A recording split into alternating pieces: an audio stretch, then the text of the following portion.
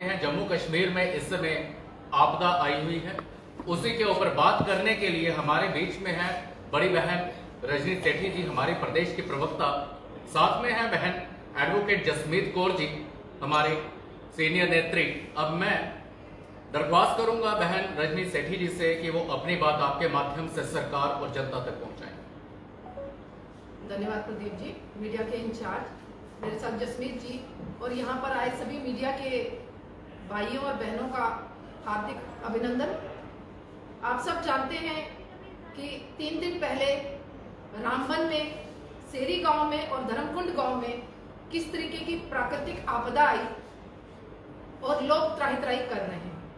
हम सबकी तरफ से हम दिल की गहराइयों से संवेदनाएं प्रकट करते हैं उन सभी परिवारों को जो इस प्राकृतिक आपदा में फंसे हैं और जो कहीं ना कहीं अपना घर-बार खो बैठे हैं, अपने माल मवेशी खो बैठे हैं और बेसिक जो उनकी नेसेसिटीज थी वो सब खत्म हो चुकी हैं। यहाँ पर एनसी की सरकार है। एनसी की सरकार के दौरान हमें उम्मीद है कि इन सबको वो सभी चीजें मुहैया होंगी जिनके ये हकदार हैं। आप लोगों ने देखा है कि आज से 3 दिन पहले मुख्यमंत्री उमर अब्दुल्ला जी जो दिल्ली की तरफ जा रहे थे, उनकी फ्लाइट डाइवर्ट कर दी गई कुछ कारणों के कारण, और मुख्यमंत्री जी ने एक्स पर पोस्ट कर दिया कि उनकी फ्लाइट को डाइवर्ट कर दिया। एडमिनिस्ट्रेशन के लिए बहुत सी बातें उन्होंने की जो एक मुख्यमंत्री के मर्यादा के दायरे से बाहर थी। मैं आज सवाल करना चाहती हूँ मुख्यमंत्री जी से कि रामबन के जो नागरिक हैं, रामबन की जो जनता है, वो गुहार लगाएगी तो लगाएगी कहाँ? आप तो एक्स पर ट्वीट करके अपनी जो आपकी व्यथा है या जो आपकी प्रॉब्लम्स है उसको बता पा रहे हैं, मगर रामबन की जनता बताएगी तो बताएगी किसको? आज सोशल मीडिया और मीडिया ही ऐसा माध्यम है जो वहां की जनता की आवाज हम लोगों तक पहुंचा पा रही है। मैं देख रही थी कि एनसी के जो प्रेसिडेंट है डॉक्टर फारूक अब्दुल्ला और जो यहाँ मुख्यमंत्री है उमर अब्दुल्ला, ये अभी ये डिसाइड नहीं कर पा रहे कि ये नेशनल डिजास्टर है या मेजर डिजास्टर है। पिताश्री कहते हैं ये मेजर डिजास्टर है और पुत्र जी कहते हैं ये नेशनल डिजास्टर है। पहले इनको ये समझना पड़ेगा कि इस समय लोगों की जरूरतें क्या हैं, लोग क्या चाहते हैं। लोग घर-बार खत्म कर बैठे हैं, उनके पास छत नहीं है, उनके पास खाने का सामान नहीं है।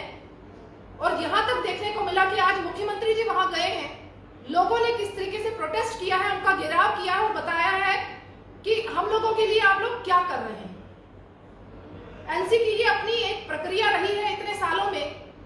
वो अलग अलग किश्तियों में, बाप अलग किश्ती में चलते हैं, पुत्र अलग किश्ती में चलते हैं, मगर उनको समझना पड़ेगा कि लोगों की अपेक्षाएं सरकार से है। लोग चाहते हैं कि उनकी चिंता का निवारण हो, उनको हर फैसिलिटी मिले। जो हम सोशल मीडिया में देख रहे हैं कि सड़कों पर ट्रकों के जाम लगे हुए हैं, लोग रुके हुए हैं, ड्राइवर एवं जो पैसेंजर्स हैं वो रुके हुए हैं, उनको बेसिक फैसिलिटीज नहीं मिल रही। वहां पर आर्मी की लोग जो है वो मदद कर रहे हैं, उनको खाना प्रोवाइड करवा रहे हैं। जो हमारे आरएसएस के वर्कर हैं वो कहीं ना कहीं मदद कर रहे हैं और जो कुछ एनजीओज हैं वहां पर वो मदद कर रही हैं। वहां ब्लैक मार्केटिंग का काम शुरू हो गया है। दुकानों पर जो रेट है ओरिजिनल रेट से ज्यादा चीजें महंगी मिल रही हैं। मैं सवाल करना चाहती हूँ एडमिनिस्ट्रेशन से, डीसी से, कि आप कहां सोए हैं? जो लोग पहले ही तबाही की कगार पर खड़े हैं, जिनका घर-बार लुट चुका है, तो आप सोकर क्या साबित करना चाहते हैं? पहले इसको अनाउंस करवाइए कि ये नेशनल डिजास्टर है।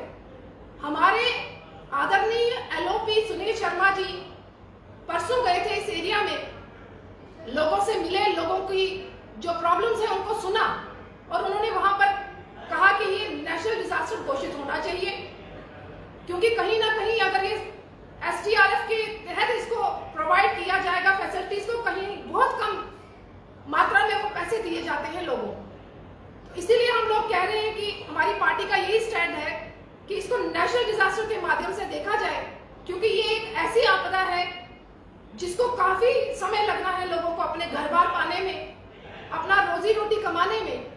तो इसके लिए मुख्यमंत्री जी को कोई ऐसा कदम उठाना चाहिए। लोग समझ रहे हैं कि इस समय एनसी की सरकार है, पहले एलजी प्रशासन था, एलजी से उम्मीदें कम होती हैं, मगर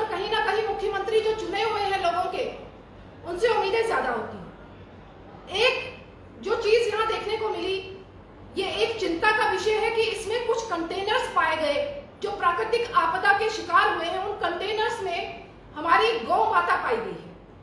मेरा सवाल एडमिनिस्ट्रेशन से ये भी है, लखनपुर से क्रॉस होके ये गौ माता वहां तक कैसे पहुंची?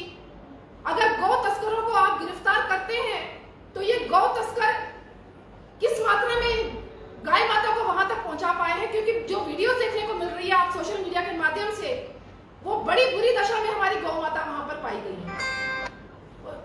मुझे लगता है कि हर एक व्यक्ति जो हिंदू धर्म से बिलोंग करता होगा, कहीं ना कहीं उनके आंखों में आज आंसू है कि हमारी गौ माता की क्या दुर्दशा कर रही है। ये एडमिनिस्ट्रेशन कहां सोई हुई है? मैं डीजी सर से भी गुहार लगाना चाहूंगी कि अलग अलग नाकों पे आपके पुलिस वाले खड़े हैं, उस कंसर्निंग एरिया के एसएचओ हैं, ये गौ माता वहां तक पहुंची कैसे? इसकी भी तफ्तीश होनी जरूरी है और कड़ी से कड़ी कार्रवाई उन लोगों के खिलाफ होना जरूरी है। मैं एनसी की सरकार से निवेदन करना चाहूंगी आज मीडिया के माध्यम से कि वहां पर नकेल कसें। जो ब्लैक मार्केटिंग का धंधा शुरू हो गया है, लोगों को हर फैसिलिटी प्रोवाइड करवाएं, क्योंकि आम लेबरर जो है वो उनकी मदद कर रहे हैं। इवन उनके अपने तन पर ढकने के लिए कपड़ा भी नहीं है। जो आसपास के हमारे पड़ोसी हैं वो उनको कपड़ा दे रहे हैं, दिखा रहे थे वीडियोस में। तो मैं धन्यवाद करना चाहूंगी आप सभी मीडिया भाइयों का, सोशल मीडिया के भाइयों का, जिन्होंने ये सच्चाई हम सबके सामने लाई और दिखाया कि एडमिनिस्ट्रेशन और हमारी सरकार नाकाम साबित हो रही है इनको हर फैसिलिटी देने में। ये निवेदन जरूर करूंगी कि जल्द से जल्द इनको हर फैसिलिटी दें, ताकि ये इनके जो छत छीन चुके हैं, इनके सर पर छत बने, इनको अपनी रोजी रोटी मिले और इनकी जो तबाही हुई है वो कहीं ना कहीं इनको थोड़ा सा सुकून मिले। ये निवेदन जरूर आज की प्रेस वार्ता के माध्यम से करना चाहूंगी। धन्यवाद। मैडम जी, जिस तरह से ये एक कुदरती आपदा हुई है, तो आपको लगता है कि इसके पीछे जिस तरह से पर्यावरण के साथ छेड़छाड़ की जाती है, तो पहाड़ों को मतलब खोखला कर दिया है, उसी का नतीजा है? क्योंकि हम पर्यावरण के ऊपर कभी फोकस नहीं की, जंगलों के जंगल काट जाते हैं, उसका नतीजा हमें सामने दिखा। क्या कहें संधू जी? बिल्कुल, मुझे लगता है कि पर्यावरण तो एक जरूरी चीज है कि उसको हमें संभाल कर रखना पड़ेगा, मगर कहीं ना कहीं डेवलपमेंट करने के लिए हमें ये चीजें करनी भी पड़ती हैं। डेवलपमेंट के माध्यम से अगर ये चीजें हुई हैं, उसको मर्यादित तरीके से किया जाए ताकि लोगों को इसका असर ना हो। अभी इस समय मुद्दा ये है कि इन लोगों को राहत मिले, इन लोगों को खाना मिले, इन लोगों को शेल्टर मिले, और जो पैसेंजर रुके हुए हैं उनको कहीं ना कहीं सेफली उनके एरियाज में पहुंचाया जाए। ये आज का मुद्दा है। जिस तरह से राजनीति भी इस पे सियासत में होनी शुरू हो गई है, आपको लगता है कि सियासत से ऊपर उठकर इन लोगों की मदद करनी चाहिए? जिस तरह से सभी पॉलिटिकल पार्टियों ने इसके मतलब के अफसोस भी जताया और जल्द जल्द उन जो प्रभावित लोग हैं उनको राहत पहुँचाने की बात कही है, चाहे वो महबूबा मुफ्ती हो, चाहे फारूक अब्दुल्ला हो, चाहे दूसरे पार्टी के लोग हों। उनकी यही उन्होंने प्रेस कॉन्फ्रेंस के बयान के माध्यम से उन्होंने एक रिक्वेस्ट किया कि सभी जो है सियासी पर्पज से ऊपर उठ के उनकी मदद की जाए। जी बिल्कुल, इसमें राजनीति नहीं होनी चाहिए, हर पॉलिटिकल पार्टी को सामने आना पड़ेगा और इस समय ये स्टेटहुड का जो राग अलाप रहे हैं ये भी बंद करना पड़ेगा, क्योंकि कहीं ना कहीं रामबन जो है इस समय दुखी है, वहाँ की जनता दुखी है। हम सबको उनकी चिंता करनी पड़ेगी। जो मुझे आज देखने को मिल रहा है कि भाजपा उनके साथ खड़ी है, हमारे leader of opposition Sunil Sharma ji उनके बीच में गए हैं और हमारे एमएलए उनके साथ मिले हैं। हमारी पार्टी का एक ही स्टैंड है कि इनको हर फैसिलिटी मिले, इनको हर चीज मुहैया मिले और स्टेट गवर्नमेंट जो करवा सकती है इनको हर फैसिलिटी प्रोवाइड करवाए। थैंक यू जी, धन्यवाद। धन्यवाद।